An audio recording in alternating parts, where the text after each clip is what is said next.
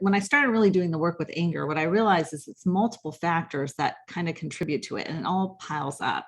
So for me specifically, I found that my triggers for anger were anything that led me to avoid feeling those feelings of low self-worth, anything that made me feel like I had an urgency or some sort of pressure from feeling overwhelmed, or even feelings of disappointment, like our kids didn't do what we wanted them to do, or they didn't succeed, or didn't get this award, or didn't, you know, the plan wasn't what we wanted. Our manual for our children or whoever wasn't what we wanted.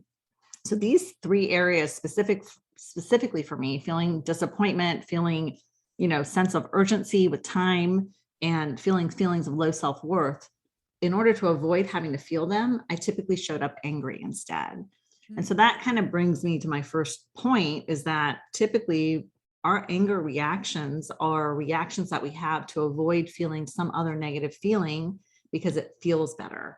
Even though we would, like, who would think that anger feels better compared to these other negative emotions that we might be having? It does feel better because it feels more powerful. It makes us feel like we're more in control in one way or the other. So I hope that makes sense, like how I've explained it.